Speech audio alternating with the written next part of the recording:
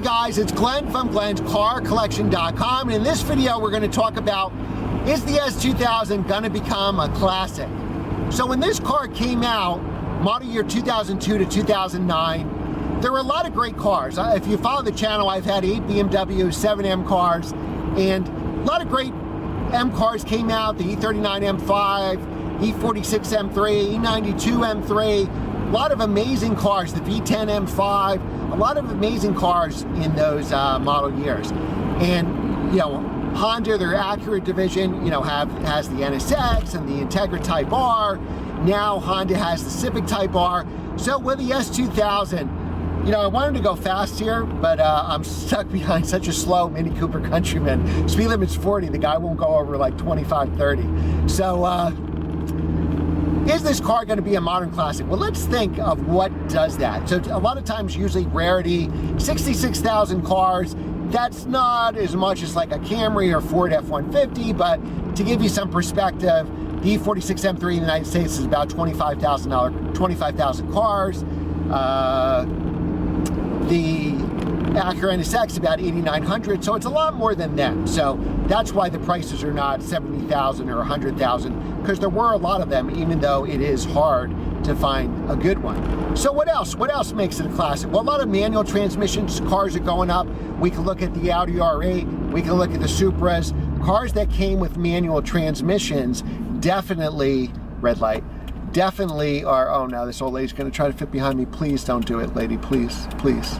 This is original paint, S2000. Freaks me out.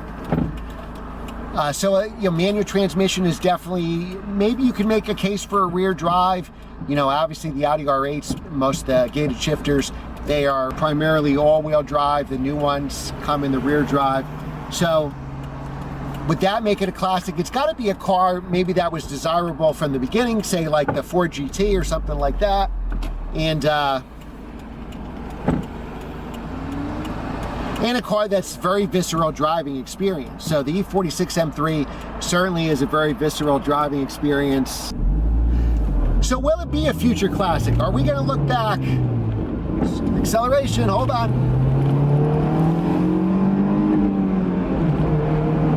So in the future, are we going to go look back 20 years from now and say, wow, this is a classic?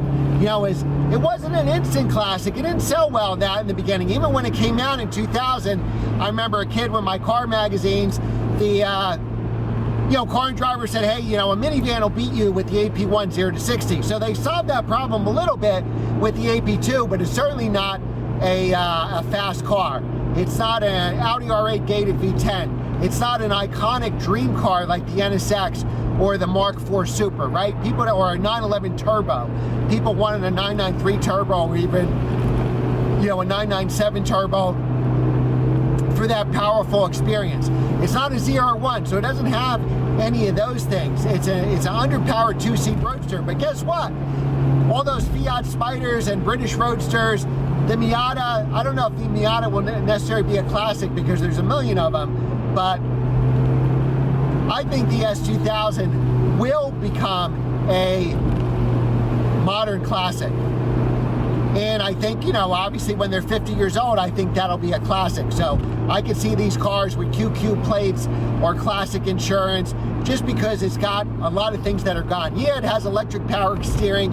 It's really hard to find a clean one. And when you find a clean one that's unmodified, is a fantastic driving experience. So even a modded one with suspension could be a fantastic driving experience, or a supercharged one or anything like that. Me personally, I go through some cars so quick, and I'm not selling this one. I prefer to have a car the way it came back, the way it came from the factory. Acceleration.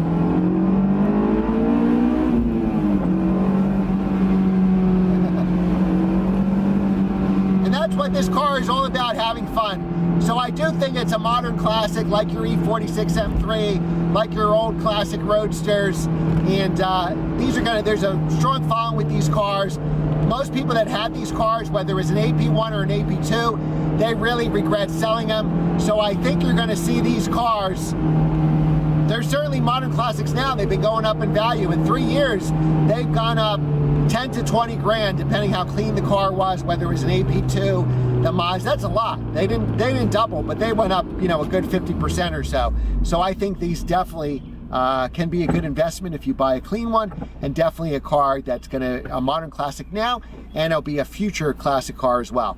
Let me know what you guys think. Remember to like, share, and subscribe. And we'll go down and turn here.